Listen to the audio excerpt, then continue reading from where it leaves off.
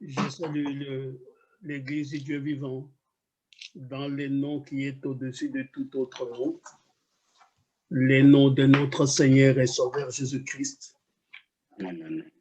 Et comme il est dit dans les Saintes Écritures, il dit que tout ce que vous demanderez à mon nom vous sera accordé. C'est très important, même pour la prière, bien-aimé, de la faire toujours au nom du Seigneur Jésus-Christ.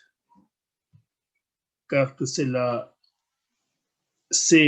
la clé que Dieu nous a donnée pour pouvoir ainsi accéder à tout ce que Dieu tient en réserve pour l'Église du Dieu vivant.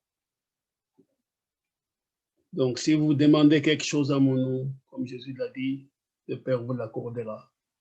Et ça, c'est aussi la prière des enfants de Dieu biblique. Je pense que, je ne sais pas, j'ai pensé avoir entendu que le bien-aimé de Londres serait des nôtres aujourd'hui, mais à part Frère Léonard, je ne vois pas, je ne sais pas si on a changé d'avis, mais ce n'est pas un problème, peut-être ils reviendront plus tard. Mais j'avais cru comprendre que le gouvernement a encore remis les confinements à Londres. Donc, si ce n'est pas ça, bon, ça va, il n'y a pas de problème. C'est que Frère Sam travaille ce matin. Mais nous allons nous tourner directement vers la parole de Dieu, avec la grâce comme la prière a été faite, que Dieu nous parlera certainement au travers de sa merveilleuse parole. Nous allons prendre les livres de Corinthiens, premier livre de Corinthiens au chapitre 6. Au chapitre 6.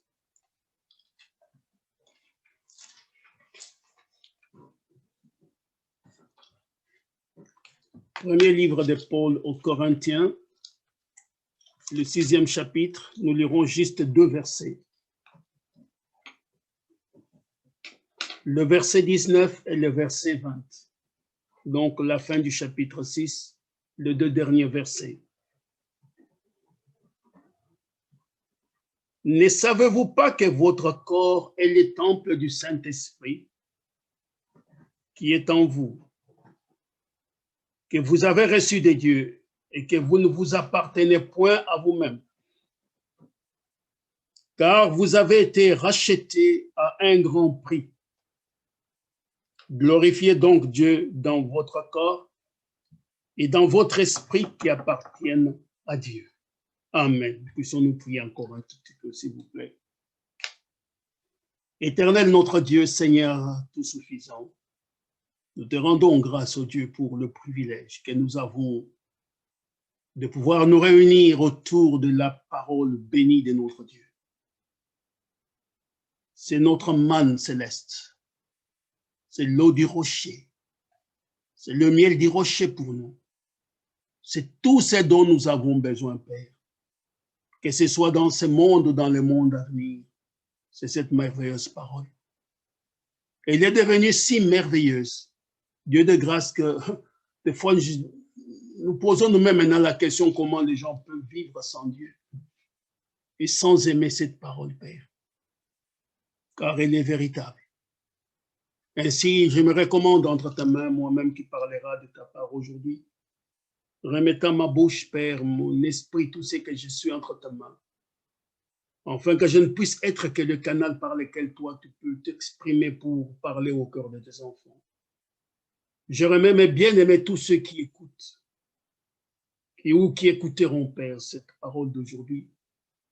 Je le remets tous entre ta main, afin, Père, que tu puisses révéler aussi ta parole à tout un chacun, et que la vie puisse être transformée, ô Dieu. Car nous ne prions pas seulement, ou nous ne prêchons pas seulement, Père, pour pouvoir passer le temps ensemble, mais c'est pour pouvoir être perfectionnés, comme le disaient les frères dans sa prière, nous préparer dans l'attente du retour de notre Seigneur et Sauveur Jésus-Christ. Ainsi, accorde-nous, Dieu de grâce, ta présence au milieu de nous ce matin, ou cet après-midi, alors que nous t'avons prié dans le nom de Jésus-Christ, notre Seigneur. Amen. Que Dieu soit glorifié en toutes choses. Nous allons parler ce matin d'un titre assez long qui est « Vous avez été rachetés », c'est le verset 20, à un grand prix. Rachetés Et je crois que quelque part, Ségon a mis, a dit ceci, que vous avez été acheté, vous étiez acheté, racheté ou acheté. C'est que vous étiez vendu vers à quelqu'un, une certaine domination, et que maintenant, quelqu'un d'autre est venu et a proclamé la délivrance pour vous, a proclamé une année de grâce, de jubilé. Vous êtes libre. Car là où vous étiez liés, les chaînes de la servitude ont été rompues. Nous avons entendu une parole merveilleuse, que ce soit d'abord dans l'introduction de ce matin. On dit que, comme nous l'avons lu, je vais un peu reprendre cela. Et reprendre, c'est que notre frère, comment je vais dire, Nazaire a dit un peu hier, il dit que ce que Dieu veut, c'est votre sanctification pour ce matin, que vous vous absteniez de la débauche. Il y a quelque chose qui est là, bien-aimé. C'est comme un bien-aimé frère le prêchait des fois, frère Manika, il est passé de l'autre côté. Il disait, le serpent a été écrasé. Maintenant, il vient vous chatouiller avec la queue. Vous savez, quand un serpent est tué, il reste quelque part là, il a des vibrations de corps, il agite un peu son corps, mais il n'est plus dangereux parce qu'il a été écrasé. C'est ce que le péché fait aujourd'hui avec nous. C'est que c'est que Dieu veut, c'est votre sanctification. Mais comme les frères nous le disaient hier, le frère Nazaire en nous prêchant, il a dit ceci, que Dieu est engagé dans ce qu'il promet. Une fois que c'est la vérité, une fois qu'il l'a promis, ça devient une dette. C'est comme ça que le frère disant, en reprenant Job 41, comme il avait lu, dit que de qui suis-je le débiteur? Car tout sur la terre m'appartient. Si j'ai une dette à votre égard, je suis prêt à pouvoir payer la dette. Donc, de qui suis-je le débiteur? Dieu lance les défis. Si je vous dois quelque chose, venez, Père, s'il vous plaît, et plaidons ensemble. Si j'ai une dette, je vous le paie, car tout sur la terre m'appartient. Ainsi, Dieu dit, il veut votre sanctification. Et comme les frères le disaient en citant Philippiens, il dit que le vouloir le faire, c'est lui qui le donne, et c'est lui qui l'accomplira pour nous. En prenant, même je suis dans le Thessaloniciens ici,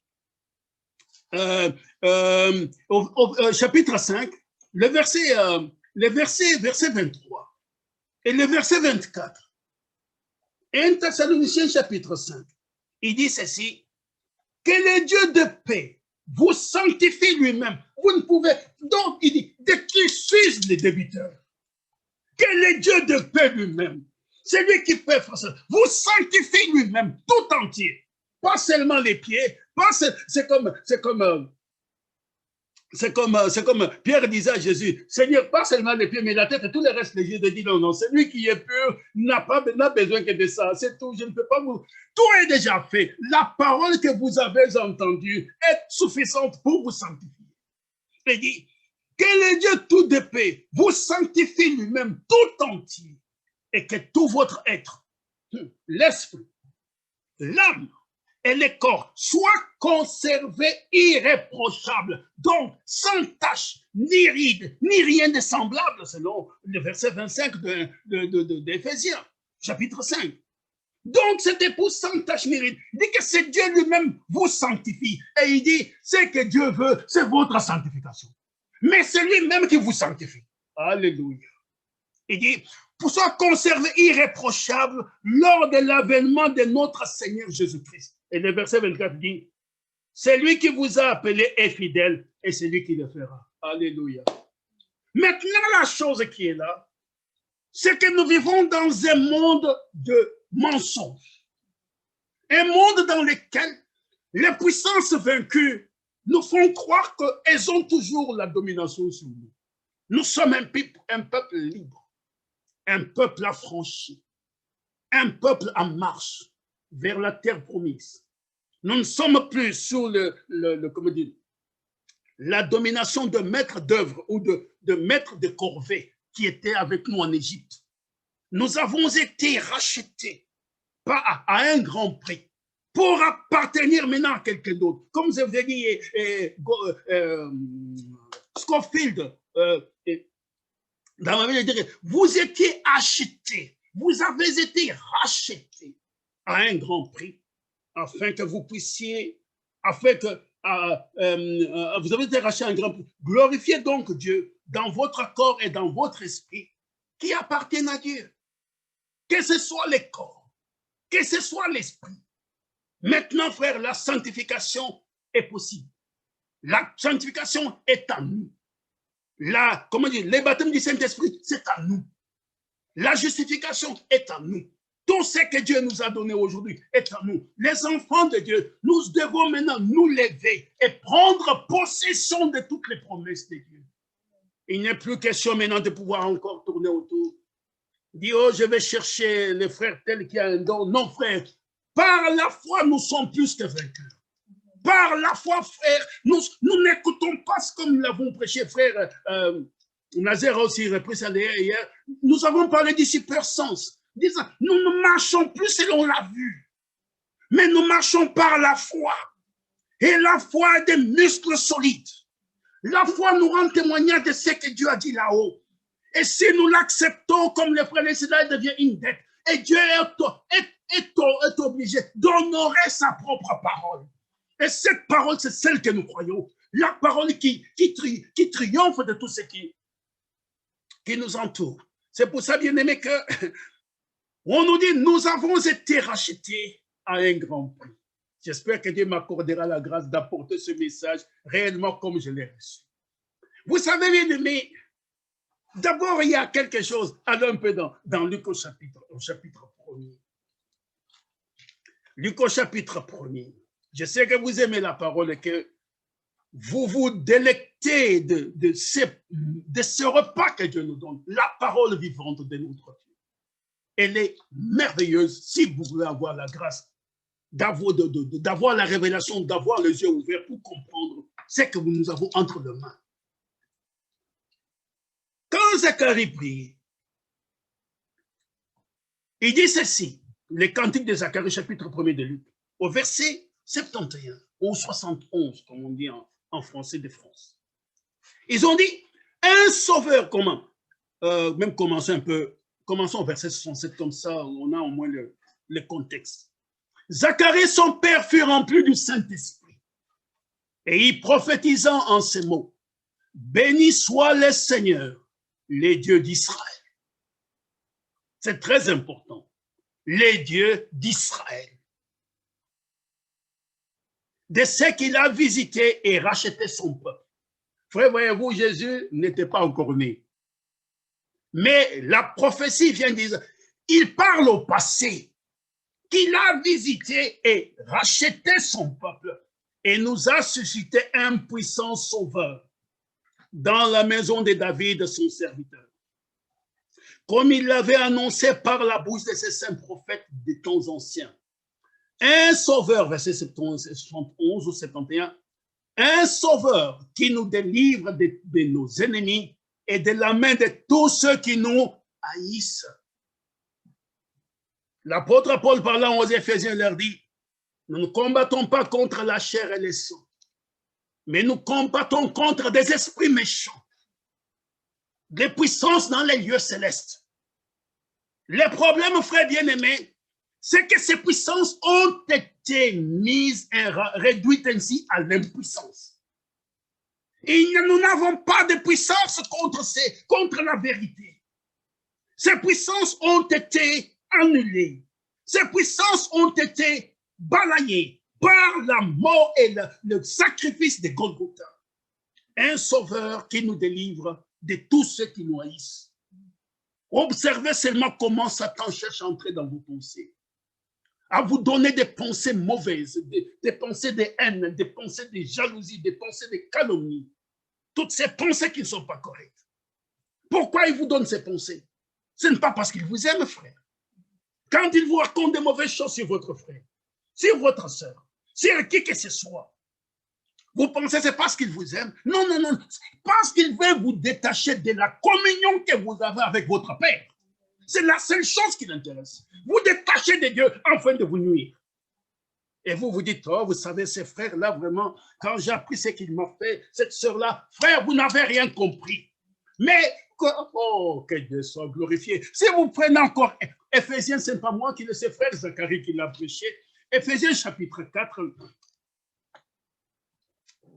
Oh, il nous a lu le premier jusqu'au 3e verset. Il dit ceci. Je vous exhorte donc, moi, les prisonniers dans le Seigneur, à marcher d'une manière digne de la vocation qui vous a été adressée. Frère, de la vocation, c'est une vocation céleste qui vous a été adressée en toute humilité et douceur, avec patience, vous supportant les uns les autres avec amour. C'est ce que vous avez entendu cette semaine, n'est-ce pas? Le mercredi. Vous supportant les uns les autres avec amour. Et comment? Vous efforçant de conserver l'unité de l'esprit. Alléluia. Si Satan vient vous dire quelque chose, c'est parce qu'il veut vous détacher de cette unité de l'esprit. Par les liens de la paix, il veut briser la paix. Alléluia. Et vous acceptez cela. Il veut vous détacher de votre Père. Vous voyez, quand les lions ou les autres bêtes sauvages veulent attraper une proie dans la savane, vous savez ce que les lions font? Ils viennent en bande, ou les chacals ou les autres. Et puis, ils cherchent quoi? À disperser les troupeaux.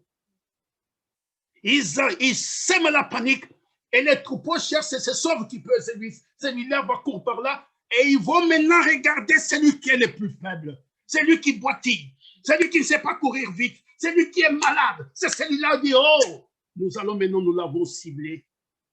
Celui-là n'est pas bon, donc il est facile à attraper, il l'attrape, il les mange. Mes frères, mais si nous gardons unis, nous sommes plus forts. Mais divisés, nous sommes balayés. Je me rappelle un jour, frère,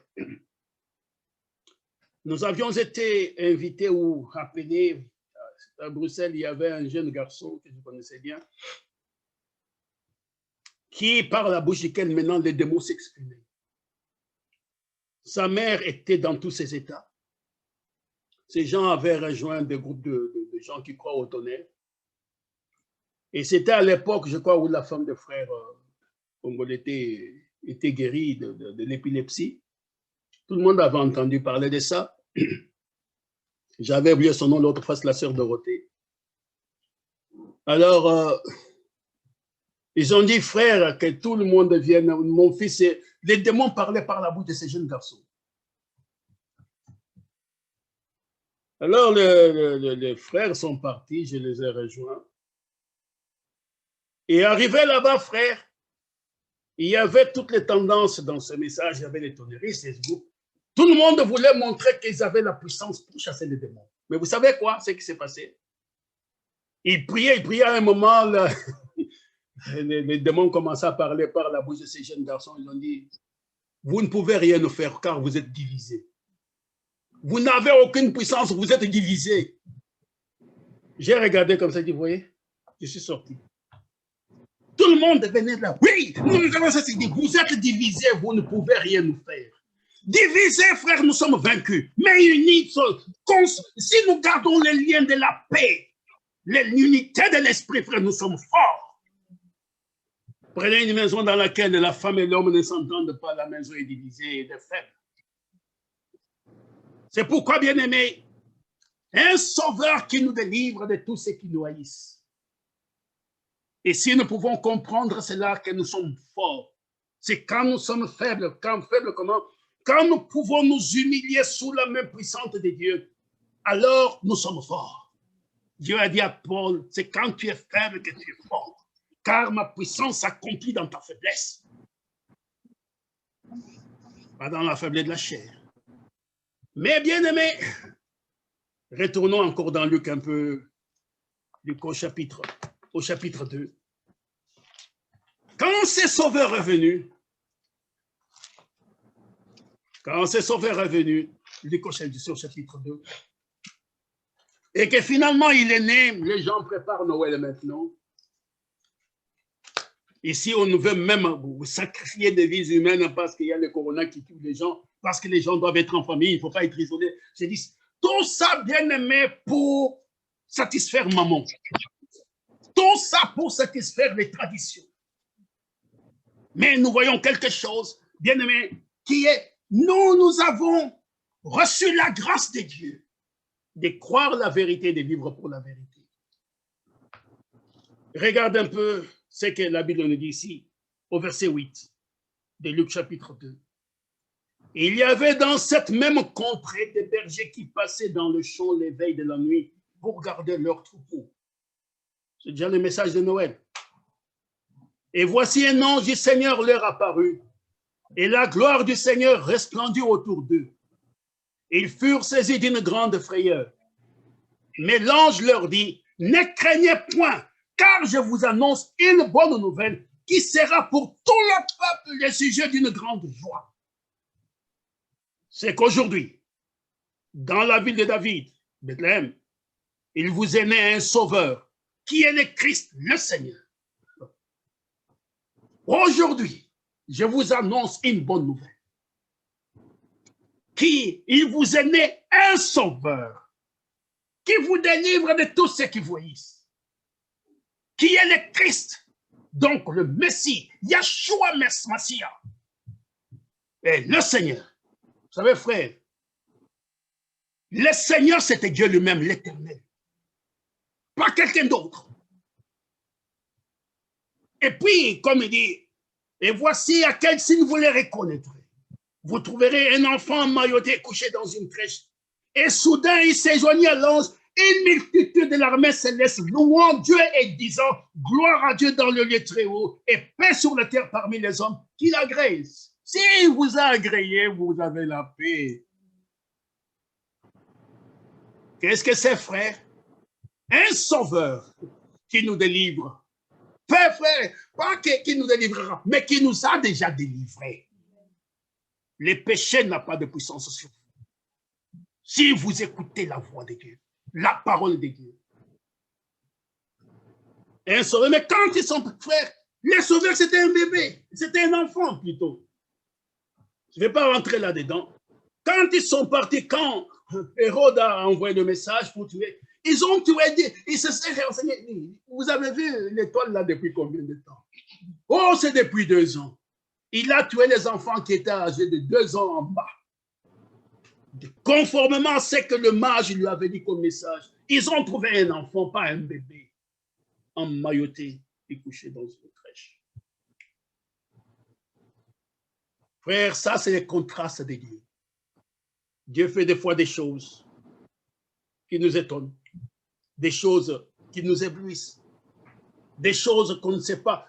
Vous allez trouver, c'est comme les Juifs, ils s'attendaient à voir celui qui viendrait, le libérateur, un grand général avec une armée puissante, que ceci ou cela. Et quand je voyais Jésus, ils ne pouvaient pas accepter Jésus.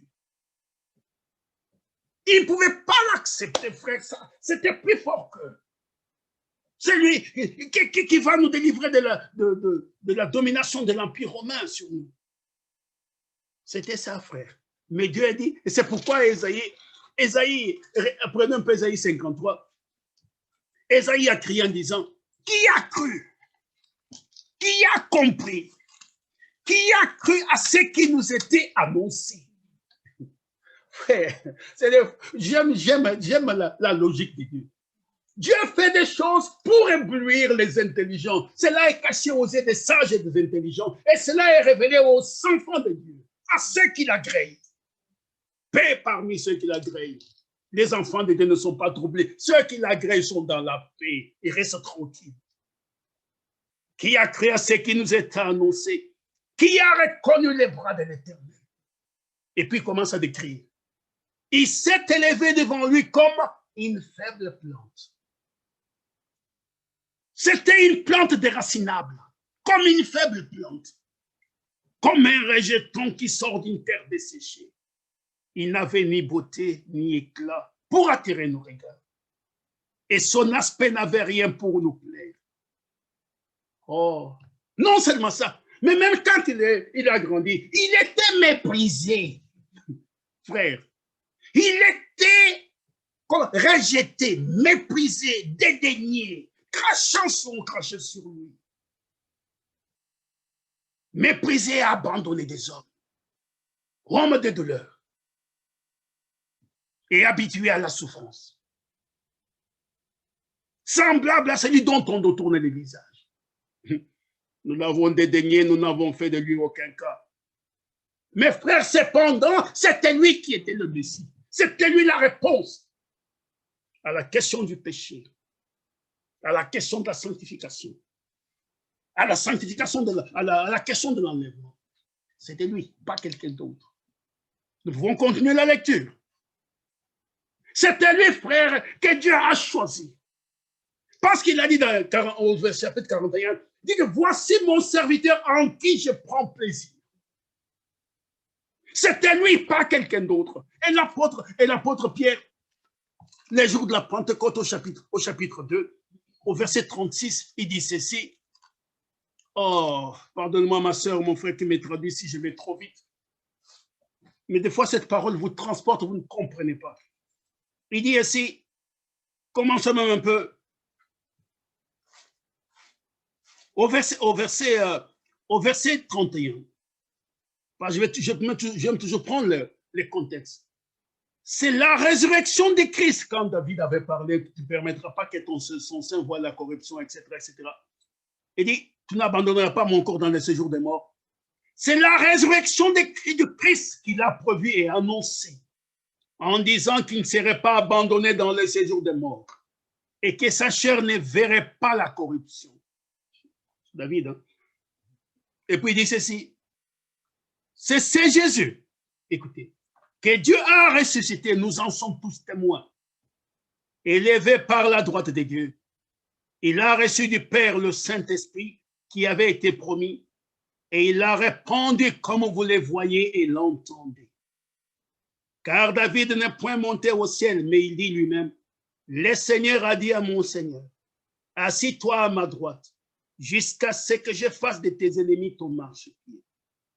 Que toute la maison d'Israël, maintenant, pardonne-moi que Dieu me pardonne si je dis ceci, que toute la terre, que toutes les églises, que toutes les religions, que toutes les tribus, que toutes les nations, que toute homme, toute femme, toute bête, tout quoi que ce soit sur la terre, sache donc avec certitude.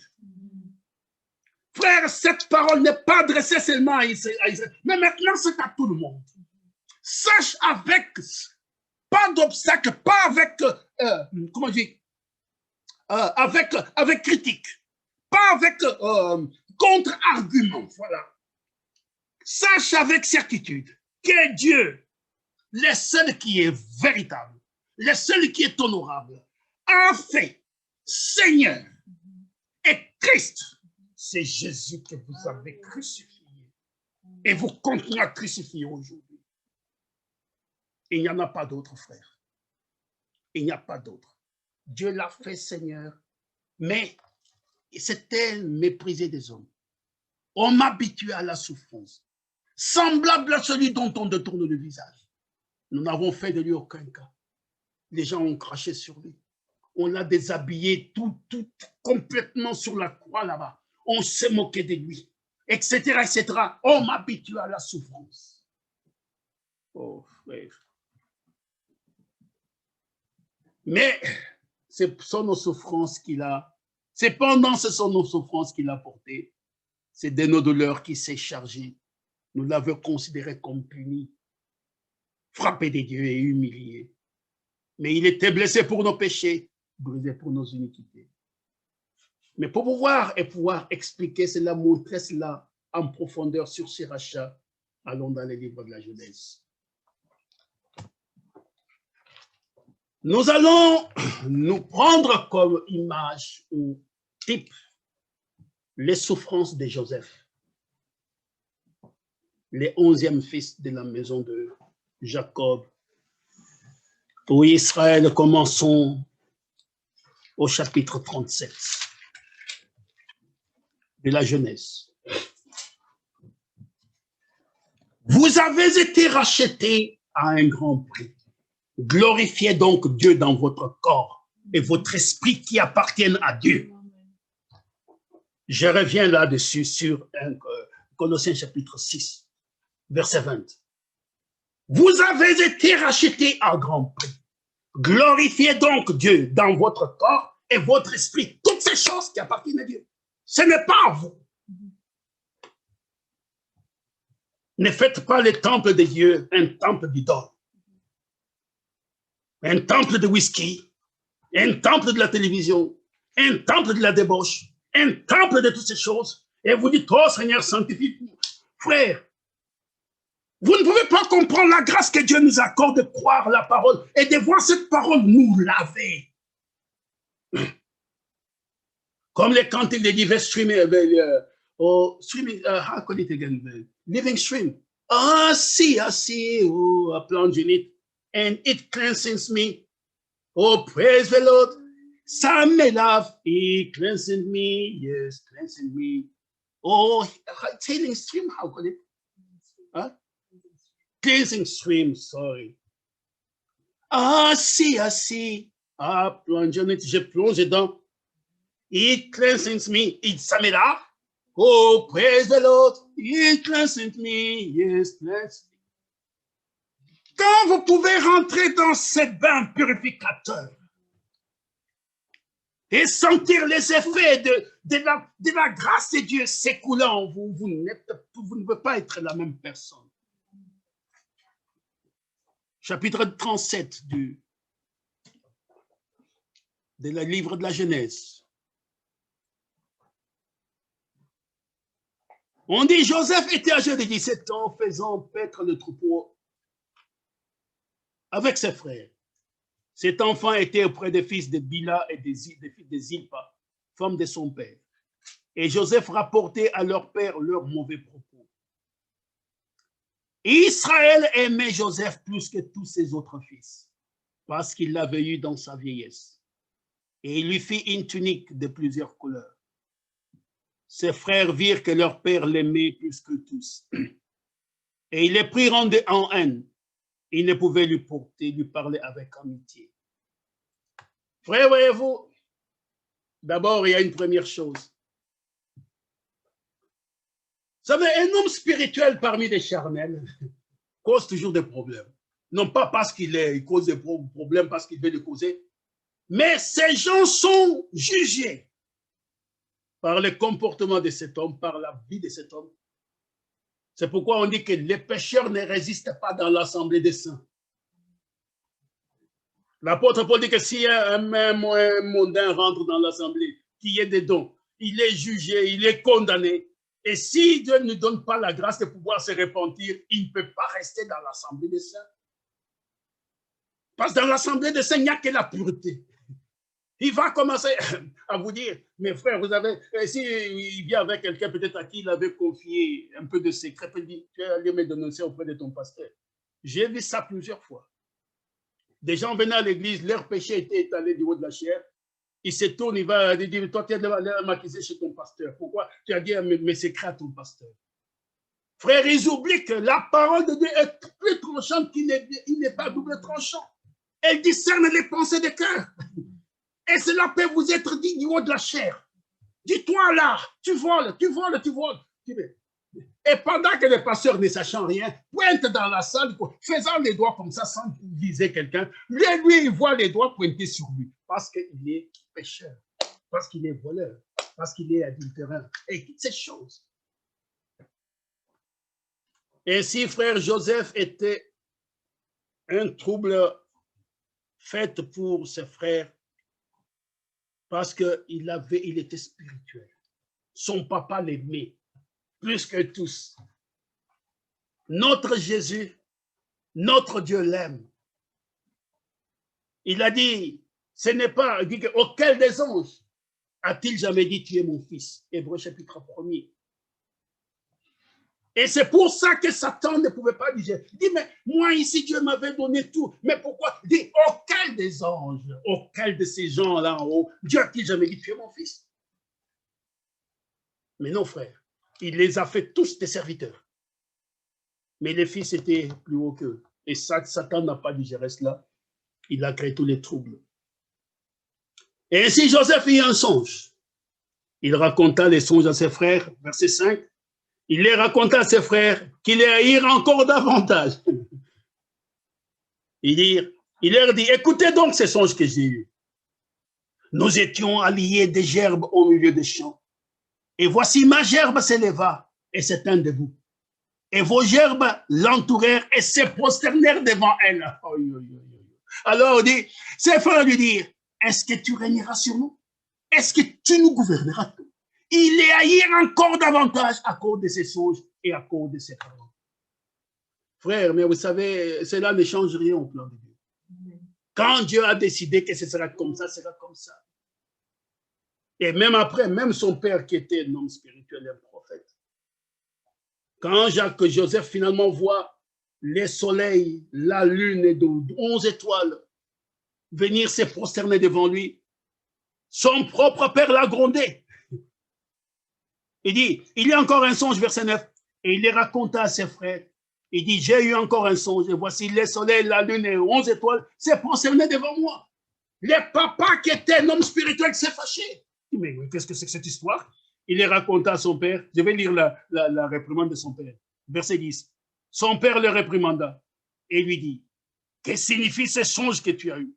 Faut-il que nous venions, moi, ta mère et tes frères, nous prosterner à terre devant toi? Frère, le père, ce qu'il avait à faire, c'est d'aller poser la question à Dieu. Dieu lui aurait expliqué la chose. Mais c'était tellement atroce, ces garçons de 17 ans. Son papa, un vieux monsieur, qui dit que toi, tu vas venir te prosterner devant moi. Frère, quand la parole de Dieu dit, et c'est comme ça, il y a un cantique que j'ai entendu les frères de l'assemblée de Lubumbashi, ils chantent souvent cela, dit que devant Jésus, les docteurs, les pasteurs, tout le monde s'incline devant lui. J'aime ces cantiques. Quand ils chantent, des fois, ils fléchissent les genoux. Je dis, mais c'est merveilleux ces cantiques. Dis, mais si Dieu a dit quelque chose, que tu sois grand, que tu sois président, que tu sois roi, ça ne change rien. Tous nous sommes rien devant Dieu. C'est Dieu qui donne la position, qui vous rend prisonnier, qui vous rend président de la République, qui vous rend prophète ou quoi que ce soit, mais tous à genoux devant Dieu. Nous sommes ses sujets, les troupeaux de son pâturage. À cause de cette haine, comme Jésus l'a dit lui-même, je crois que c'est dans Jean chapitre 15, parce que Joseph est le type de notre Seigneur Jésus-Christ. Jean chapitre 15.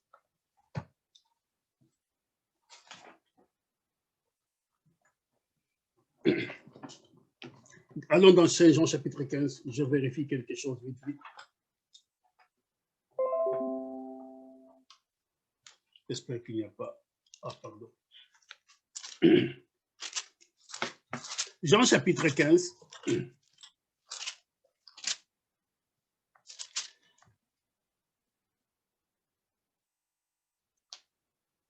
Ok, c'est ça. Les versets, commençons verset 22. Il est dit ceci. Vous pouvez retrouver le même passage dans le psaume, bien sûr, psaume 69, mais lisons ça ici. Il est dit, verset 22, si je n'étais pas venu, que je ne leur ai point parlé, ils n'auraient pas de péché. Mais maintenant, ils n'ont aucune excuse de leur péché. C'est lui qui me hait, et aussi mon Père. C'est lui qui n'aime pas Jésus aujourd'hui, déteste aussi les dieux créateurs. Si je n'avais pas fait parmi eux des œuvres que nul autre n'a faites, ils n'auraient pas de péché. Mais maintenant, ils les ont vus et ils ont haï, et moi et mon Père. Mais cela est arrivé afin que s'accomplisse la parole qui est écrite dans leur loi. Ils m'ont haï sans cause.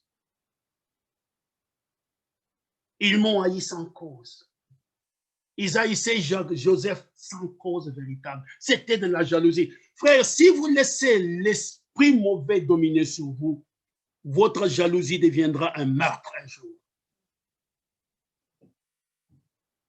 Si vous laissez la colère vous dominer, votre colère deviendra un crime un jour. Si vous laissez les mauvaises pensées, l'impudicité vous dominer, votre impudicité deviendra un adultère un jour.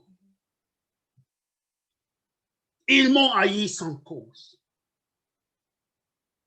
Ils ont détesté Joseph juste parce qu'il était spirituel. Mais les papas l'aimaient, on dit qu'il gardait ces choses dans son cœur, comme Marie, qui sait les remémorer. Mais continuons, frère, la lecture, parce que le temps est court. Si on veut rester là-dessus, je crois que je me délecte de ce que Dieu fait. Maintenant, frère, vous connaissez, je vais aller résumer cela, parce qu'il est déjà quoi, 13 heures passées. Maintenant, voilà que, à cause de cette haine, ils vont prendre Joseph, ils voulaient les tuer. Les papas l'avaient envoyé pour voir comment ils étaient là en train de garder les troupeaux de son papa. Leur jalousie est allée à un point tel qu'ils ont commencé à chercher à pouvoir tuer carrément la personne. Vous vous rendez compte, frère, verser les sangs innocents. Mais quand ils ont voulu faire cela, Ruben s'est interposé. Et Ruben a dit, ne faites pas cela. Ruben a dit, mettez-le dans ses puits. Il avait l'intention de venir par après, de les faire échapper et de le faire ainsi retourner vers leur père. C'est la suite du chapitre 37, je suis en train de passer pour ne pas tout lire. Et après, ils vont voir ainsi de Madianites, des Ismaélites, qui se dirigeaient en Égypte. Et ils vont vendre ainsi Joseph aux Ismaélites qui vont, pour 25 cycles d'argent, qui vont l'amener ici en Égypte. Et là, en Égypte, vous savez, sans se rendre compte, ils étaient en train de confirmer ou d'accomplir des prophéties bibliques. Car Dieu avait dit à Abraham que ton peuple sera étranger, sera esclave dans un pays étranger. Il sera servi là-bas. Et Dieu est en train de préparer leur voyage vers l'Égypte. Et quand ils sont arrivés maintenant, le marchand ismaélite, quand ils sont arrivés là-bas au verset 36 du chapitre 37, ils les vendirent en Égypte à Potiphar, officier de Pharaon, chef des gardes. Mais quand ils l'ont vendu, Potiphar l'a mis dans sa maison comme domestique, comme esclave. Mais la main de Dieu était sur l'homme de Dieu, sur l'enfant de Dieu. Frère, des fois, ne critiquons pas trop vite. J'ai entendu quelqu'un dire, vous savez, le prophète Branham, s'il était prophète, vous avez vu comment est-ce qu'il est mort dans un accident de voiture. Dieu l'a puni parce que, j'ai dit, frère, les ministres de Dieu nous mourront de façon, des fois qu'on n'explique pas. L'apôtre Paul, on lui a coupé la tête. L'apôtre Pierre, on l'a pendu la tête en bas, là, les pieds en haut. Frère Jean a été mis dans une marmite avec l'huile bouillante, frère, pour qu'il puisse mourir. Je crois que c'est, j'ai oublié son nom, celui qui est ses disciples de Jean, il a été mis sur un bûcher pour qu'on le brûle vivant, frère. Les feux ne les touchaient même pas, il a dû prier pour que les feux puissent les brûler. J'ai oublié son nom. Son nom me reviendra peut-être pendant que je prêche ici. Lisez l'histoire de l'Église, vous allez être étonnés. Des fois, les gens, quand ils voient quelque chose arriver à un serviteur de Dieu, disent, voilà, voyez-vous ce qui est arrivé, parce que c'est un pécheur, il est mauvais. Ne jugeons pas trop vite, frère. Des fois, Dieu fait ces choses juste pour voir la position de son serviteur. Pour voir où il était. Oui. Et il l'amena dans la maison de Potiphar. Il l'amena dans la maison de Potiphar. Et quand il arrive là-bas, frère, la main de Dieu était sur l'homme de Dieu. Et Dieu commence à bénir la maison de Potiphar. Et je prends au chapitre 39, le verset 3. Même les versets, commençons au verset 1er. La Genèse, chapitre 39, verset 1er. On fit descendre Joseph en Égypte. Et Potiphar, officier de Pharaon, chef des gardes, égyptien, l'acheta des Ismaélites qui y avaient fait descendre. L'Éternel fut avec lui, et la prospérité l'accompagna. Il habitait dans la maison de son maître l'Égyptien. Son maître, regardez frère, son maître vit que l'Éternel était avec lui et que l'Éternel faisait prospérer entre sa main tout ce qu'il entreprenait. Ça, c'est le propre des enfants de Dieu. Tout ce qu'il entreprenait, Dieu bénissait. Et ça, frère, c'est le cachet qui ferme la bouche aux critiques. Des fois, les critiques sont là. Elles sont sèches. Comme l'eau dans les déserts de Sahara. Vous voyez ce que c'est l'eau dans les déserts de Sahara qui n'existe pas. Mais ils sont prêts à les critiquer. La fontaine d'eau que Dieu utilise. On dit que les fous marchent avec des chaussures cloutées, avec des clous en dessous. Là où les anges n'osent même pas poser les plans de leurs pieds. Nous devons faire attention, frère, et être respectueux des choses que Dieu fait. Même si vous ne comprenez pas, respectez ces choses. Potiphar vit que Dieu, la main de Dieu était sur lui et que Dieu bénissait tout ce qu'il faisait. Et Potiphar, quand il a vu cela, il a dit, oh là là là là là là, Dieu est entré dans ma maison. Et Joseph, viens, toi, tu toques. Maintenant, ma maison, c'est la tienne, sauf ma femme. Et la maison de Potiphar commença alors à se multiplier, à prospérer. Mais Dieu savait que ce n'était pas la position finale que Joseph devait avoir pour accomplir la prophétie que nous avons lue dans la Genèse chapitre 37. Les étoiles devaient s'incliner devant Joseph. La lune et le soleil. Les gerbes devaient s'incliner devant sa gerbe. Ce n'était pas dans la maison de Potiphar que ces choses pouvaient se réaliser. Dieu laisse des fois certaines choses nous arriver bizarres. Voilà que la femme de Potiphar oublie son mari, maintenant veut avoir Joseph. Joseph dit non, non, non, non, non, moi je suis un serviteur. Un enfant de Dieu ne fait pas ça. Je ne vais pas trahir Dieu. Un enfant de Dieu ne fait pas de compromis. Il reste avec la parole. Oh, des fois, j'ai parlé des fois avec des gens au travail. Je dis, oh frère, Paul, moi, j'ai ma femme, mais il faut quand même aller voir à côté. Je dis, tu sais quoi? La meilleure femme, celle qui peut vraiment te faire du bien, c'est ta femme. Les autres, c'est, non, frère Paul, non, non, non, Paul, c'est pas comme ça, il faut quand même aller voir à côté et faire. J'ai dit non et non et non. Si Dieu te révèle que c'est ta femme, tu y as tout ce dont tu as besoin. Dieu permet des fois ces choses bizarres qui arrivent. Et cette femme court après Joseph. Joseph dit non. Jusqu'au jour où Joseph seul dans la maison, ça aussi, c'est un enseignement pour nous les serviteurs de Dieu. Des fois, moi, je l'ai fait, mais ce n'est pas bon. Vous allez rendre visite à une sœur seule, ce n'est pas bon. Ça suit votre réputation. Et puis, non seulement ça, regardez ce qui est arrivé à Joseph. La femme, sachant qu'il n'y avait personne dans la maison, a voulu prendre avantage de cela. Et quand il a fui, il a arraché l'habit, le manteau, c'est pas quoi. Et là, maintenant, c'était au lieu de l'amour, c'était la haine. C'était vrai, c'était vrai. Bon, sautons là-dessus. C'était Dieu qui a permis cela. Et puis finalement, Joseph est mis en prison. Et dans la prison, frère, c'est là maintenant où Dieu va l'élever. Des fois, il faut toucher le creux de la vague avant de pouvoir remonter. Il y a un frère qui disait, les chemins pour monter, c'est descendre d'abord. Il est descendu, et maintenant il est au creux. Dans la prison, il n'avait rien fait, demande tout cela. Et quand il arrive dans la prison, Dieu le bénit. Les chefs des prisonniers regardent, hey, ce garçon, il est particulier, tout ce qui touche, qu'est-ce qu'il fait? Toi, tu t'occupes des prisonniers. Moi, je suis payé, bien sûr, mais c'est toi qui es le chef des prisonniers. J'aime cela. Les dons de Dieu, frère, ne restent pas cachés. Dieu les honore toujours. Et c'est là où, finalement, Un jour, Dieu donne alors, là, maintenant commence à les faire sortir.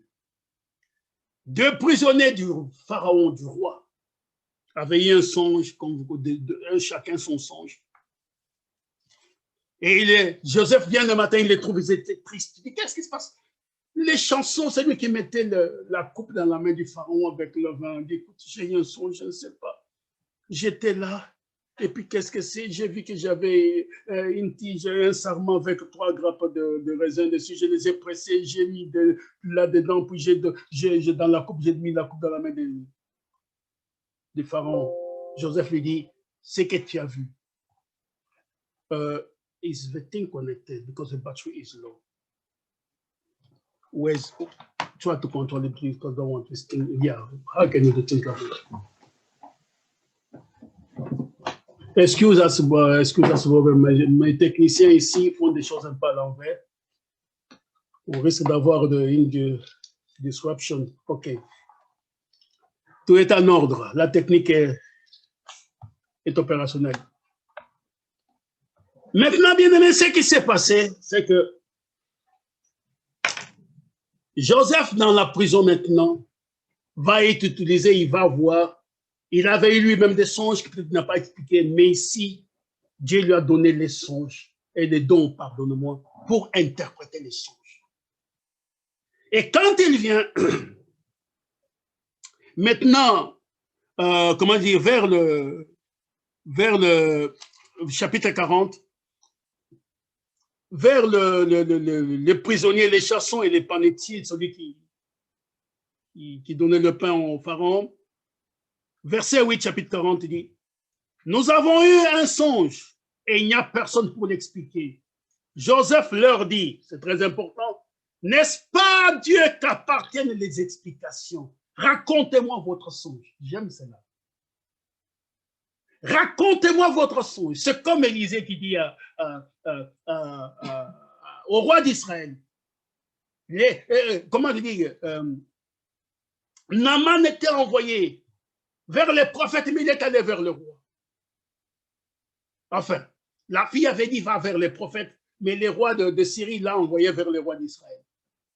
Et quand il arrive là-bas, le roi d'Israël dit oh, il est en train de me chercher la guerre. Est-ce que moi je sais guérir de la lèpre? Élisée lui dit envoie-moi cet homme ici. Il saura qu'il y a un prophète en Israël. J'aime cela, frère. Un homme qui sait de quoi il parle. Envoyez-le ici, il saura qu'il y a un prophète en Israël. Joseph dit, Dieu, n'est-ce pas à Dieu qu'appartiennent les explications? Raconte-moi les songes. Il n'était pas Dieu. Et ça voulait dire que Dieu est ici avec moi. Il vous donnera l'explication. Les panetiers disent, ah bon? Les chefs des chassons raconta son songe à Joseph. Et il lui dit, dans mon songe, voici, il y avait un sceptre devant moi. Et ce sceptre avait 3 sarments, comme je vous l'ai déjà raconté. Joseph lui dit, encore 3 jours. Et Dieu va te ramener. Ce pharaon va te ramener à ta position et tu seras rétabli dans ta position. Les panetiers donnent aussi son explication, son songe. On lui dit, encore 3 jours, on va te pendre. Et 3 jours après, Pharaon avait sa fête. Ça s'est passé comme Joseph l'a dit, mais seulement les chassons oubliaient Joseph. 2 ans sont passés, frère, avant qu'on se souvienne de Joseph. Et c'est ainsi que finalement Dieu lui-même intervient, j'aime l'intervention de Dieu. Il amène ainsi, il donne 2 songes au Pharaon. J'arrive, frère, à ce message racheté, vous allez voir où je vous amène. Pharaon voit les songes avec le 2, où il était au bord du fleuve. Il voit cette vache grasse, belle, oh là là là là.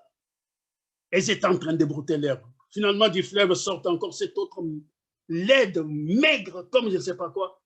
Et ce maigre avale cette première vache qui était grasse. Et le ventre reste vide, comme aussi, ils étaient aussi laides, comme s'il n'y avait rien eu. Il se réveille, il dit, mais c'est quoi ça comme songe? Et puis, il se réendort. Il voit maintenant comment un épi avec comment dire, je vais lire cela pour le dire correctement. Chapitre 41.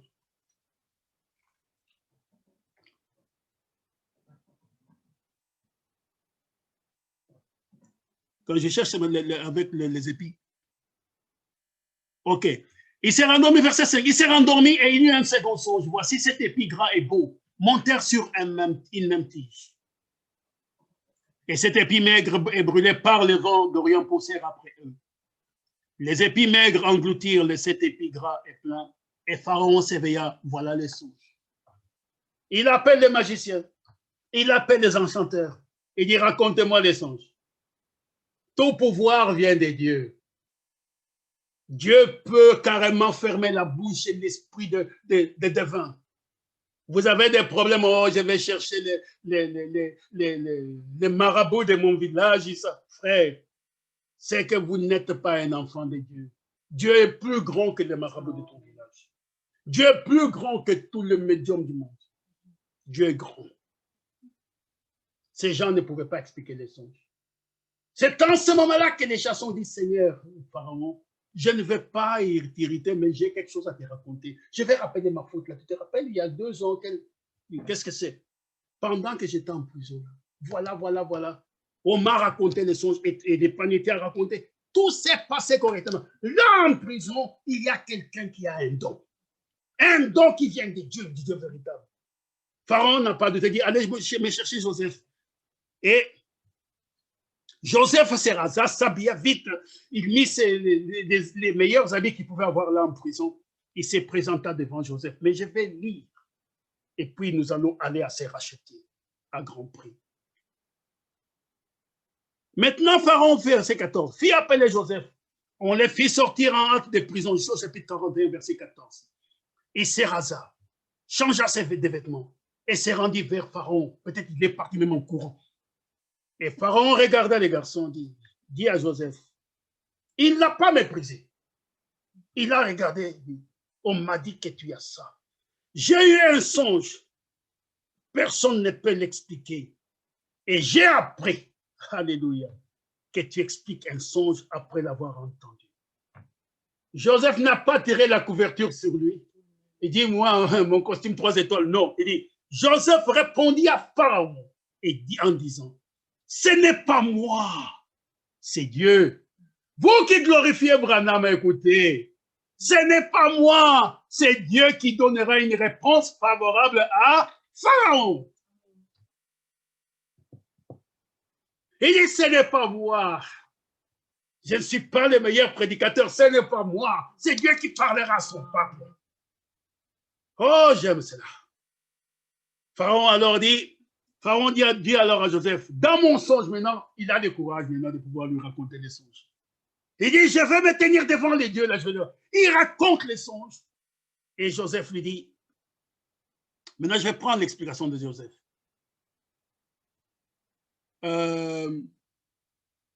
Joseph dit à Pharaon, verset 25, ce qu'a rêvé Pharaon est une seule chose. Dieu a fait connaître à Pharaon ce qu'il va faire. Voyez-vous, Dieu t'a fait connaître, toi, homme, ce qu'il va faire. Il lui explique les songes. Et puis, je saute au verset 29. Voici, il y aura 7 années de grande abondance dans tous les pays d'Égypte. 7 années de famine viendront après elles. Et l'on oubliera toute cette abondance au pays d'Égypte. Et la famine consumera le pays. Cette famine qui suivra sera si forte qu'on ne s'apercevra plus de l'abondance dans le pays. Si Pharaon, ça c'est très important, c'est un verset qui me rappelle beaucoup de choses. Si Pharaon a vu le songe se répéter une seconde fois, c'est que la chose est arrêtée de la part de Dieu et que Dieu s'est hâtera de l'exécuter. Maintenant que Pharaon choisisse, écoutez comment Dieu élève son enfant, un homme intelligent et sage, et qu'il le mette à la tête du pays d'Égypte. Que Pharaon établisse des commissaires sur le pays pour lever un 5e des récoltes de l'Égypte pendant les 7 années d'abondance. Qu'il rassemble tous les produits de ces bonnes années qui vont venir. Qu'il fasse sous l'autorité de Pharaon des amas de blé, des approvisionnements dans les villes et qu'ils en aient la garde. Ces provisions seront en réserve pour le pays, pour les 7 années de famine qui arriveront dans les pays d'Égypte, afin que les pays ne soient pas consumés par la famine. Frère, c'est Dieu qui donnait les conseils à Pharaon. Maintenant, ces paroles pures à Pharaon et à tous ses serviteurs. Personne n'avait d'arguments. Et puis, Pharaon dit à ses serviteurs, c'est envers ses serviteurs, son premier ministre, le ministre des Finances, le ministre de l'Intérieur, le ministre des Affaires étrangères, tous les ministres des Coutumes, tout ce que vous voulez. Il les regarde et dit maintenant, Pharaon dit ceci. Trouverions-nous, en les regardant ces universitaires qui étaient là, un homme comme celui-ci, un homme comme celui-ci, en les regardant eux qui étaient les diplômés, les professionnels, est-ce qu'il y aura un homme comme celui-ci, ayant en lui l'Esprit de Dieu? Et Pharaon dit à Joseph, puisque Dieu t'a fait connaître toutes ces choses, il n'y a personne qui soit aussi intelligent et aussi sage que toi. Je t'établis, c'est là où je vais arriver, je t'établis sur ma maison et tout mon peuple obéira à tes ordres. Le trône seul m'élèvera au-dessus de toi. Pharaon dit à Joseph, vois, je te donne les commandements de tous les pays d'Égypte. Oh, Pharaon ôta son anneau de la main et les mit à la main de Joseph. Il est revêtu d'habits de fin lin et lui mit un collier d'or au cou. Il les fit monter sur les chars qui suivaient les siens et l'on criait devant lui à genoux. Ça ne vous dit pas quelque chose tout ça? À genoux. Tout genou fléchira, frère, dans les cieux, sur la terre. Tout genou fléchira devant notre Seigneur et toute langue confessera que Jésus est Seigneur. C'est ainsi que Pharaon lui donna le commandement de tous les pays d'Égypte. Il dit encore à Joseph, je suis Pharaon, et sans toi, personne ne lèvera la main ni les pieds dans tous les pays d'Égypte. C'est-à-dire que tous les ministres, aussi hauts qu'ils étaient abaissés sous Joseph. Pouvez-vous vous imaginer l'attitude des gens après cette déclaration? Potiphar, s'il était là, comment est-ce qu'il pouvait regarder Joseph dans les yeux? La femme de Potiphar, tout ce qu'il avait méprisé, tout ce qu'il avait insulté, tout ce qu'il avait ridiculisé. Maintenant, qui pouvait maintenant se lever et se tenir auprès de Joseph? Personne. Pharaon seul était au-dessus après Joseph. Et quand Joseph passait, on criait à genoux. Même les premiers ministres, les ministres de l'Intérieur, tout le monde, même s'il était dans son char, il descendait à genoux. Parce que Dieu, Pharaon l'avait ordonné. Frère, pour gagner du temps, il est déjà 23. Je vais aller vite vers le chapitre 49.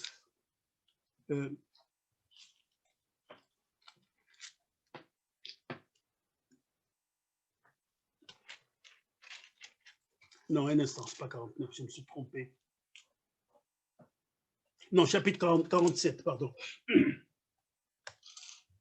Frère, voyez-vous ce que nous venons de dire ici? Des fois, quand Dieu élève l'homme de Dieu, il y a toujours des critiques. Mais ce n'est pas votre choix, c'est les choix de Dieu. Et les choix de Dieu sont incontestables. Joseph avait été contesté par le sien. Mais la Bible dit, il est venu chez les siens, et les siens ne l'ont point reçu, Jean chapitre 1er. Mais à ceux qui l'ont reçu, à ceux qui croient en son nom, il leur a donné le pouvoir de devenir enfants de Dieu, lesquels sont nés ni de la chair ni du sang, mais de la volonté de Dieu. Il est venu, les siens l'ont rejeté. Est-ce que nous allons, tu crois que nous, tes frères, tu vas régner sur nous, toi, tu vas régner sur nous. Mes frères, je n'ai pas le temps de lire tout ça, vous lisez. Vrai qu'ils sont venus pour acheter, ils se sont prosternés devant lui, et lui les a reconnus. Il les a encore fait. Il dit, oh, il appelle mon Seigneur. Afin que s'accomplisse, quand Joseph voyait cela, il se rappela les songes. Peut-être je vais lire juste là, puis je vais sauter. Chapitre 42. Verset 6.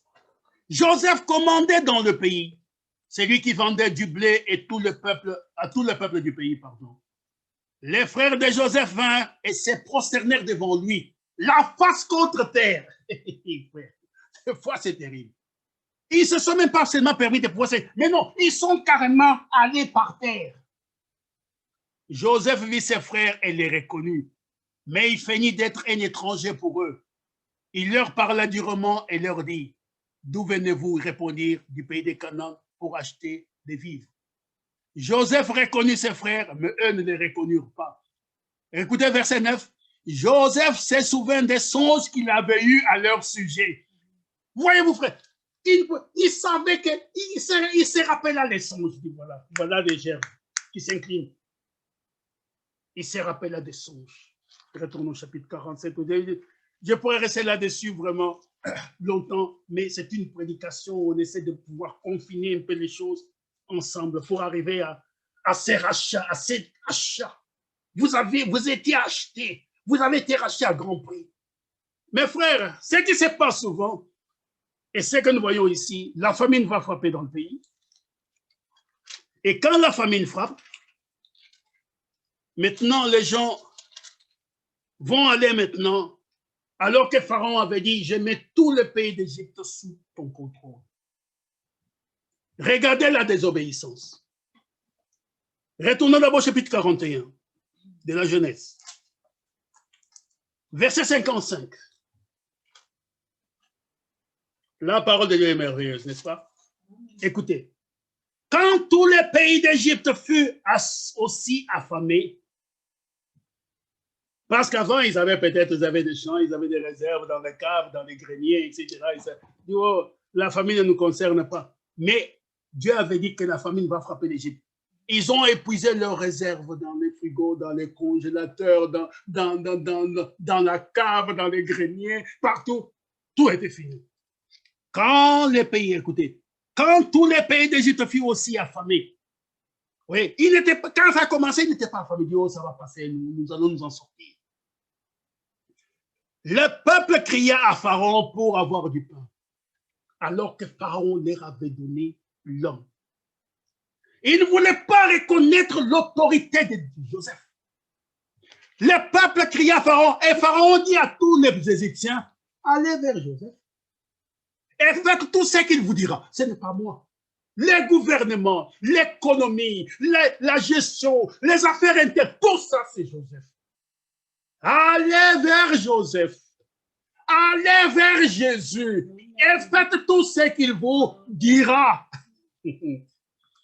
C'est là, frère, où des fois, nous, nos humains, c'est simple, frère. Les solutions à nos problèmes sont en Jésus. Vous voyez, comme je rappelle, comme le frère Nazaire parlait hier. Pardon, frère Nazaire, si tu m'écoutes, mais des fois, nous copions un peu mutuellement, mais nous écoutons, nous apprécions ce que Dieu dit au travers de ses serviteurs. Il dit, vous savez, dans l'Ancien Testament, quand quelqu'un avait besoin d'être guéri, il allait chercher j'ai oublié tous ces noms je ne peux pas les dire correctement. Il invoquait Dieu comme le Dieu guérisseur, le Dieu de la paix, le Dieu tout-puissant, selon toutes choses. Mais Dieu a tout confiné dans un seul être. Toute la plénitude de la divinité habite corporellement dans un corps d'homme. Le corps de Jésus. Et maintenant, frère, Dieu dit, allez vers Jésus. Les gens vont chercher des solutions détournées. Hier, j'étais avec frère Hugues, s'il nous écoute. Nous allons à un enterrement, ici à Coventry. C'est un cher frère cher frère de notre pays qui est décédé, on l'a enterré hier. Et arrivé au cimetière, les gens de cette église, une église là, ici à Coventry, ils avaient des traditions là. Donc, là, les maris étaient morts, ils avaient une cérémonie. Pourquoi? Pour dire qu'ils allaient maintenant enlever la bague, prier pour la bague, pour l'alliance, je voulais dire. Pour dire et ils coupaient l'alliance. Dit maintenant, l'homme est mort, c'est fini maintenant. Il s'est en train de faire ce jeu. La femme était en train de pleurer son mari. On lui dit que maintenant, c'est fini, on a coupé ça, on a sanctifié l'alliance. Je me disais, sanctifier l'alliance, qu'est-ce que c'est que déjà sanctifier l'alliance? Et maintenant, tu es libre. Maintenant, à partir du moment, nous cassons tout. Là. Je dis, mais c'est quoi cette histoire? Quand les mariages sont faits, on dit toujours, vous êtes liés jusqu'à ce que la mort vous sépare. C'est Dieu qui sépare, ce n'est pas vous. Tout un tas de blablabla, frère. Après, dans le il me dit, frère, c'est ça, frère, il dit, frère, Paul, je voulais te poser la question, c'est quoi tout ça? Frère, la Bible, quand vous avez un problème, vous voulez Yahweh Sabaoth. Maintenant, Yahweh Sabaoth, c'est en Jésus. Vous voulez Yahweh Shammah, c'est en Jésus. El Shaddai est en Jésus. Toutes ces choses, tous ces noms des dieux dans l'Ancien Testament. Maintenant, c'est comme si aujourd'hui, vous voulez aller chez, vous avez des problèmes urinaires, vous allez chez un urologue. Vous voulez, la femme a besoin d'avoir un enfant, vous allez chez le gynécologue. L'enfant est malade, pédiatre. Vous avez un problème de cœur, cardiologue. Mes frères, mais tous ces dons, toutes ces professions, si je peux le dire ainsi, sont réunies en un seul. Aujourd'hui, si vous voulez un cardiologue, vous voulez un pneumologue, vous voulez un rhumatologue, quoi que ce soit, toutes ces choses se trouvent en Jésus. Je n'ai pas besoin d'avoir une adresse avec docteur Maboul, docteur Cécile. Non, frère, tout c'est en Jésus. Je n'ai qu'un seul numéro, qu'un seul nom. C'est en Jésus que se trouvent les solutions à tous les problèmes. J'ai un problème psychologique, Jésus. J'ai un problème nerveux, Jésus. J'ai un problème cardiaque, Jésus. Tout cela, frère, c'est en Jésus-Christ. Je suis paralysé, Jésus-Christ. Je suis même mort, c'est toujours Jésus. Pharaon leur dit, allez vers Joseph. Mes frères, ces gens ont rechigné pour aller vers Joseph. Mais la famine les a forcés. Ils devaient y aller. Maintenant, pour gagner du temps, comme j'ai dit, allons au chapitre 47. Ils sont venus avec leur argent. Joseph, Pharaon a dit, au lieu de Joseph, s'il te plaît, Pharaon a dit, tu dois nous vendre du pain, du blé. Il a dit, donnez-moi l'argent. Ils ont donné l'argent. Les banques, les comptes en banque, et puis finalement, la banque elle-même même la banque était vide. Tout s'est trouvé dans les comptes bancaires du Pharaon. Et maintenant, c'est là où nous allons arriver maintenant, c'est Chapitre. Pardonne-moi si je bâcle cela un peu vers la fin. Chapitre 47, verset 14.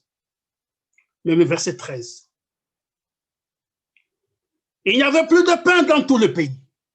Maintenant, frères, toutes les réserves du pays étaient finies, car la famine était très grande. Les pays d'Égypte et les pays de Canaan languissaient à cause de la famine.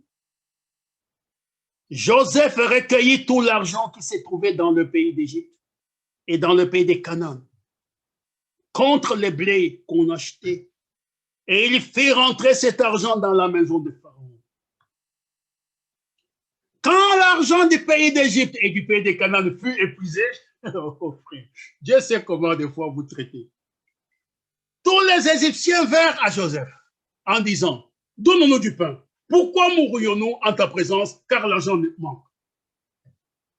Dieu va vous couper toutes les ressources pour que vous puissiez comprendre que l'homme ne vit pas de pain seulement, mais de toute parole qui sort de la bouche.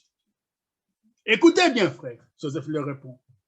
Verset 16, Joseph dit, donnez vos troupeaux. Vous, l'argent manque, mais vous avez encore quelque chose. Hein? J'ai entendu des troupeaux bénis là-bas. Et je vous donnerai du pain contre vos troupeaux, si l'argent manque. Ce sont les affaires, frère. Dieu est en train de dépouiller les Égyptiens. Vous allez voir où je vais arriver avec cela. Ils amenèrent leurs troupeaux à Joseph, et Joseph leur donna du pain contre les chevaux, contre les troupeaux des brebis et des bœufs, contre les ânes. Il leur fournit ainsi du pain cette année-là contre tous leurs troupeaux. Mais ça, frère, ça continue encore. Lorsque cette année fut écoulée, il n'y avait plus de troupeaux, il n'y avait plus de chevaux, il n'y avait rien. Ils vinrent à Joseph l'année suivante et lui dit, nous ne cacherons point à mon Seigneur, maintenant c'est leur Seigneur. Maintenant, il est devenu leur Seigneur. Nous ne cacherons plus à mon Seigneur que l'argent a été épuisé et que les troupeaux de bétail ont été amenés à mon Seigneur. Il ne reste devant mon Seigneur que nos corps et nos terres. Ah, ils avaient encore quelque chose. Pourquoi mourrions-nous sous tes yeux, nous et nos terres? Achète-nous avec nos terres contre du pain et nous appartiendrons à mon Seigneur, nous et nos terres. Donnons-nous de quoi s'aimer afin que nous vivions et que nous ne mourions pas et que nos terres ne soient pas désolées. Joseph acheta toutes toutes les terres d'Égypte pour Pharaon, car les Égyptiens vendirent chacun leur champ parce que la famine le pressait, et le pays devint la propriété de Pharaon. Et puis, maintenant je saute un peu, maintenant verset 23. Joseph dit au peuple, je vous ai acheté aujourd'hui avec vos terres. Pour Pharaon, voici pour vous de la sémence et vous pourrez ensemencer. Etc. Vous prenez la suite maintenant parce que je vais essayer de pouvoir terminer vite. Joseph dit, c'est ça la chose, je vous ai acheté non seulement, vous avez vendu, mais maintenant c'est vous-même, je vous ai acheté vous et vos terres pour Pharaon. Apocalypse 5 dit ceci, car il a racheté pour Dieu par son sang. Un peu, pardonnez-moi bien aimé, ce sont des prédications des fois qui peuvent nous prendre du temps.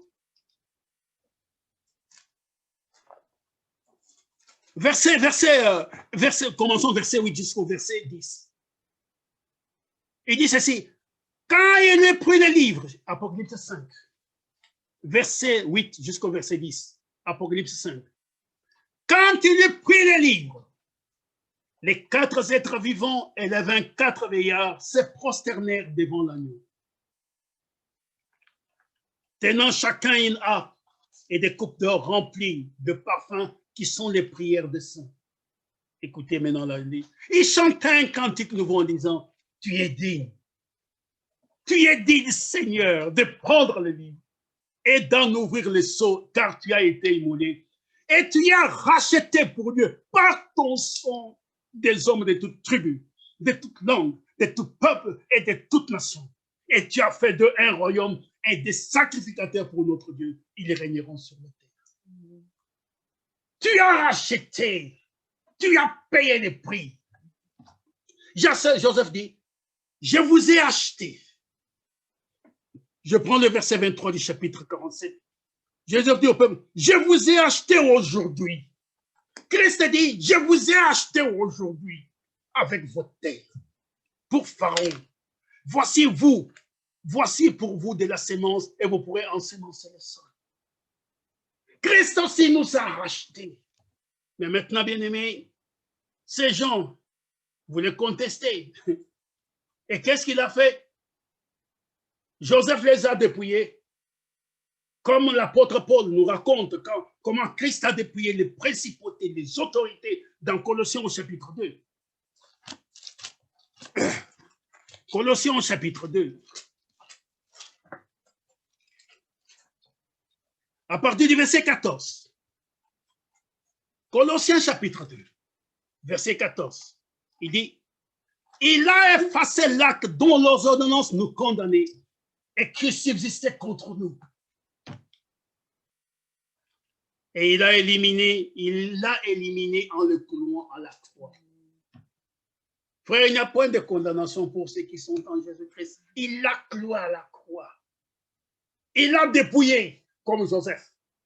Les dominations, tous ces maîtres de corvée, tout, il les a dépouillés. Et maintenant, il appelait mon Seigneur, tu sais que tu as tout pris de nous. Maintenant, il ne nous reste que nos terres et nos corps. Donnez-moi vos corps, donnez-moi vos terres.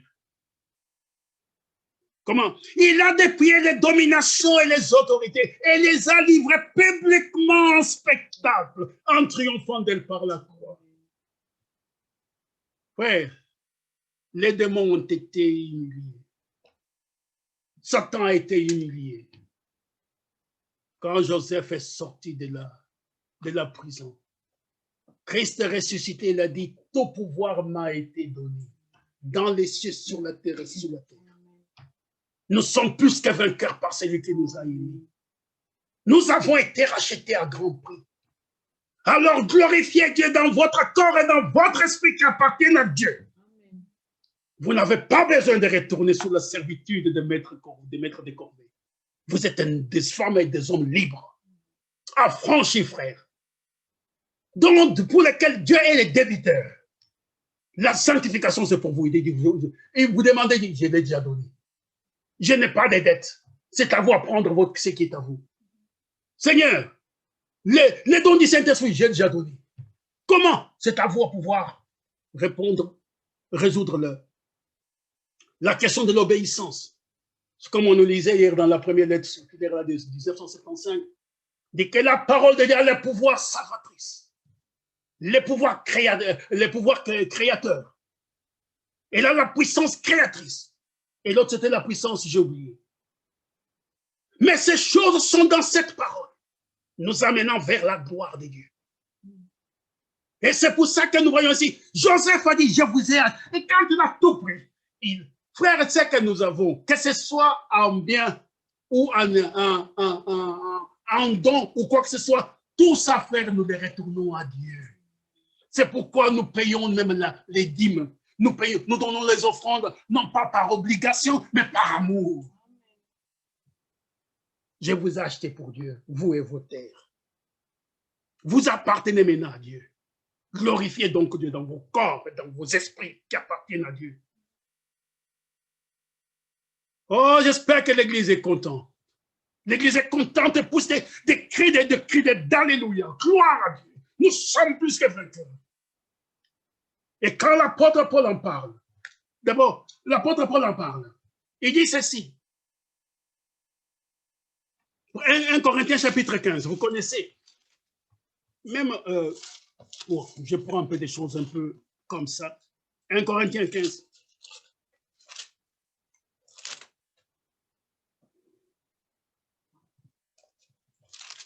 Je vais d'abord lire les versets 23 jusqu'au verset 28. Écoutez, bien-aimés. Mais chacun en son rang, Christ comme prémisse, donc c'est pour la résurrection, puis ceux qui appartiennent à Christ lors de son avènement. Ensuite viendra la fin, quand il remettra les royaumes à celui qui est Dieu et Père, après avoir réduit à l'impuissance toute domination, toute autorité et toute puissance. Car il faut qu'il règne jusqu'à ce qu'il ait mis tous ses ennemis sous ses marchepieds. Le dernier ennemi qui sera réduit à l'impuissance, c'est la mort. Pourquoi il dit ça? Frère, c'est ce qui... Prenons Hébreux chapitre 2. Pardonnez-moi si je vous fais vite voyager, mais vous étudierez ces choses à la maison. Hébreux chapitre 2.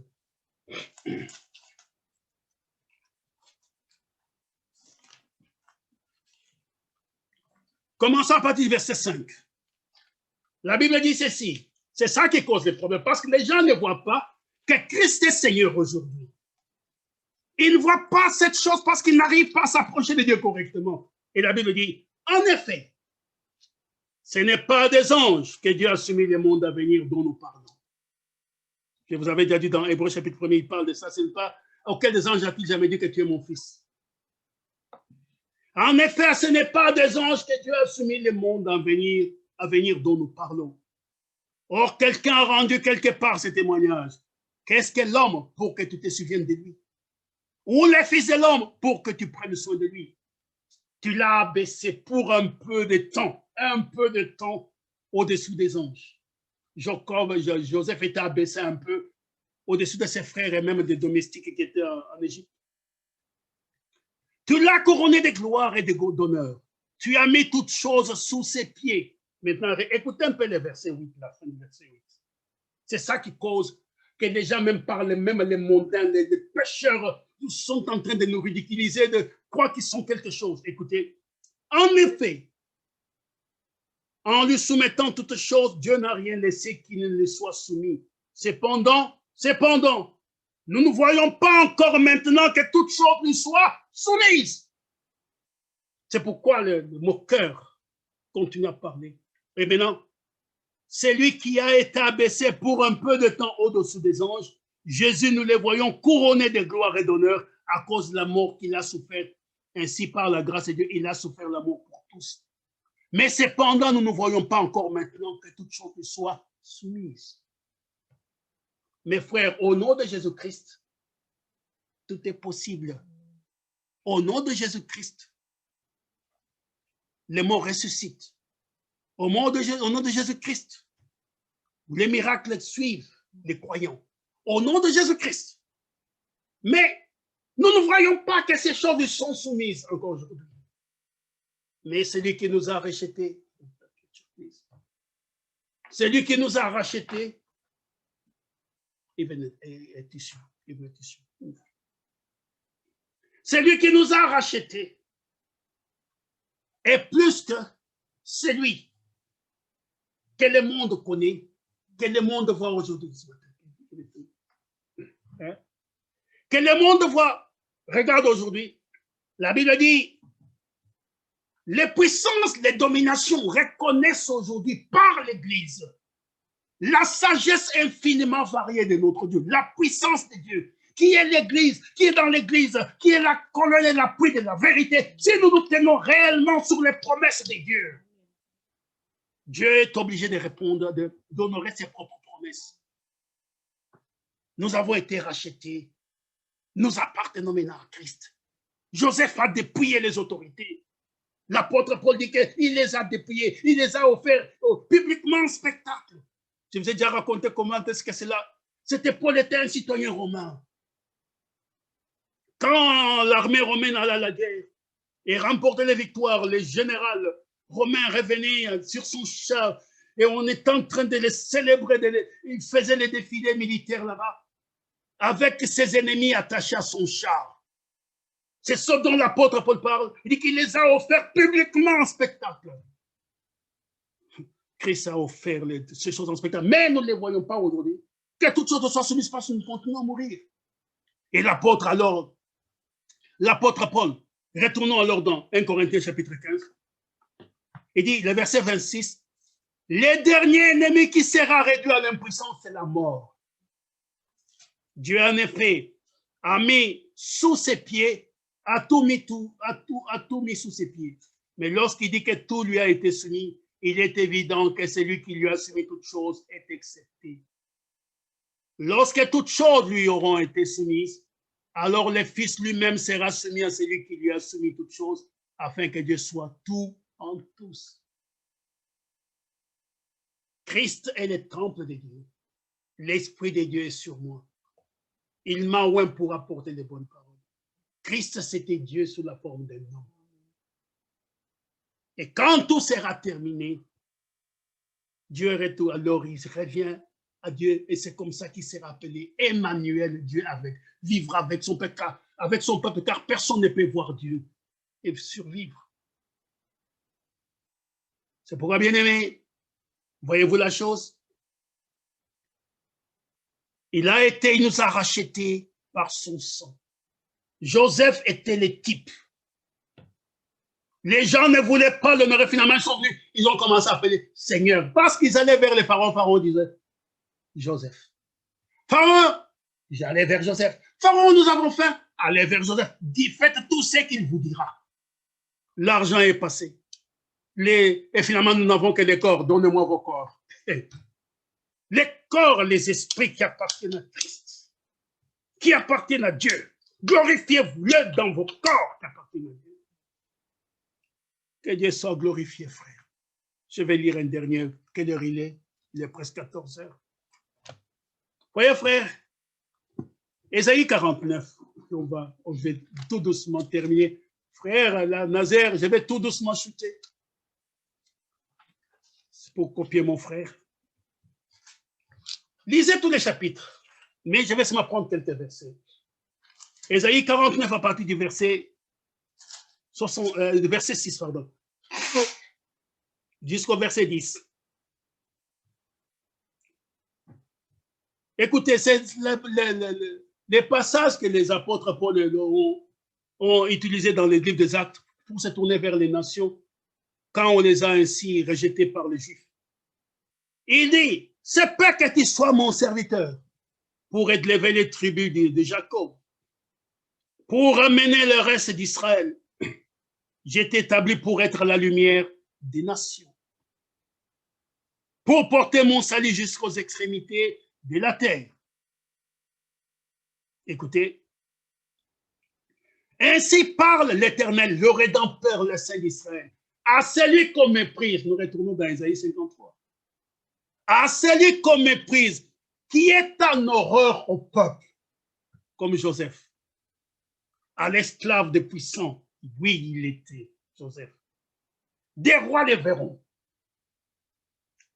et ils se les verront. Des princes et ils se prosterneront à cause de l'Éternel qui est fidèle, du Saint d'Israël qui t'a choisi. Frère, au nom du Seigneur Jésus-Christ, tout genou fléchira. La reine d'Angleterre, les tsars de Russie, tous ces gens, ils vont s'incliner. Ils s'élèveront, se prosterneront. Alléluia. Oh, quelle joie d'être un enfant de Dieu. Ainsi parle l'Éternel. Au temps de la grâce, je t'exaucerai. Et aujourd'hui, salut, je te secouerai. Je te garderai et je t'établirai pour traiter l'alliance avec le peuple, pour élever le pays et pour distribuer les héritages désolés. Pour dire aux captifs, sortez, oui. Ne restez pas dans vos histoires. Oh, frère, non, frère.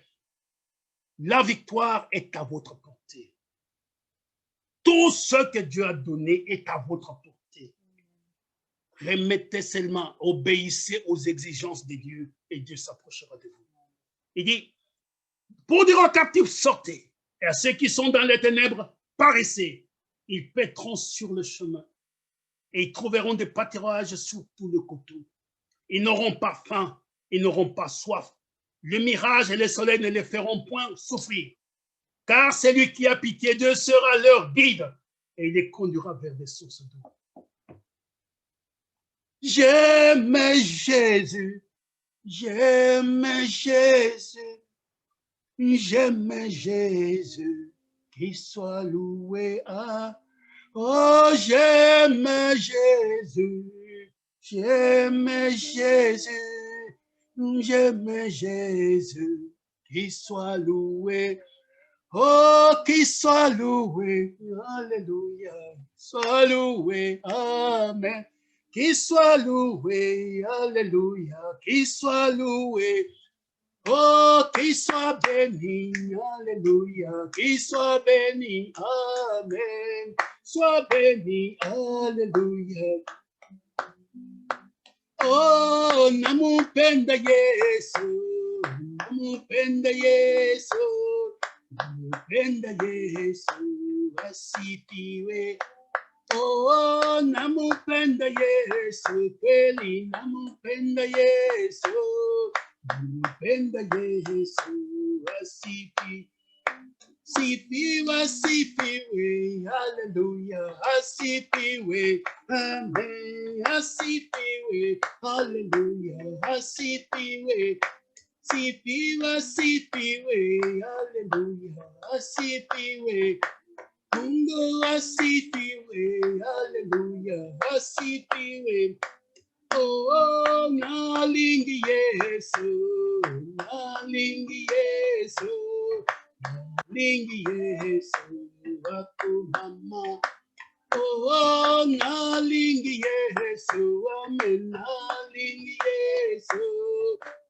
Ningi Yesu aku Golo aku mama, hallelujah, aku mama, oh aku mama, hallelujah, oh golo aku mama, hallelujah, aku mama, golo aku mama, hallelujah, aku mama, Mungu asifiwe, hallelujah, asifiwe. Oh, asifiwe, hallelujah. Oh, j'aime Jésus, j'aime Jésus, j'aime Jésus, qu'il soit loué. Oh, j'aime Jésus, j'aime Jésus, j'aime Jésus, qu'il soit. Oh, salué, alléluia, il soit loué. Oh, qu'il soit loué, alléluia, qu'il soit loué.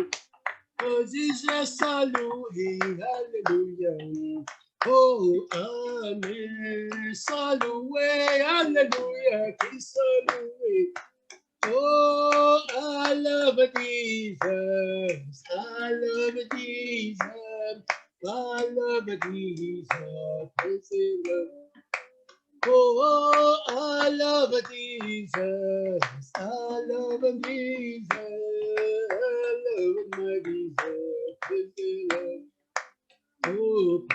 Lord, hallelujah. Praise the Lord, amen. Praise the Lord, hallelujah. Praise the Lord, amen. Oh, praise my Lord, hallelujah. Praise the Lord. Oh, praise my Lord, hallelujah. Oh, béni soit le nom du Seigneur, Seigneur bien-aimé. Un sauveur nous est né dans la maison de David, qui nous délivre de tous ceux qui nous haïssent. Seigneur, tu nous as rachetés pour Dieu, par tous.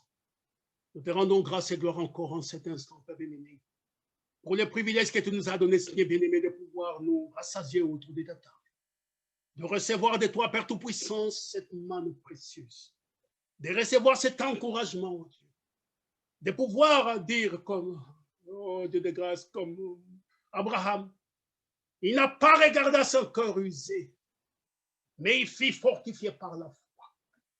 Dieu de grâce, croyant que celui qui a fait la promesse est capable de l'accomplir. Nous voulons demeurer dans la même foi, Père. Nous voulons te croire encore aujourd'hui.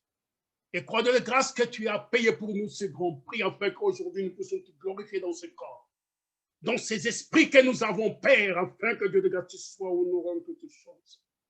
Bénis mes bien-aimés frères, bénis mes bien-aimées sœurs, que tous ceux qui sont fatigués reprennent courage, que tous ceux qui sont malades acceptent leur guérison, que ceux qui trébuchaient ne trébuchent plus, et que nous puissions marcher aujourd'hui, Père, en croyant, en chantant comme nous avons chanté, j'aime Jésus, et qu'il soit loué à jamais préservé.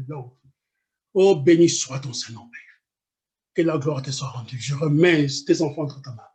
Tu nous as parlé, Père, tu nous as consolés, tu nous as réconfortés. Père, que ton nom soit élevé. Nous avons prié, remis toutes choses entre ta main dans le nom qui est au-dessus de tout autre nom, le nom de Jésus-Christ, mon Seigneur. Nous t'avons ainsi abordé. Amen. Amen. Que Dieu vous bénisse, que Dieu vous fortifie. Amen.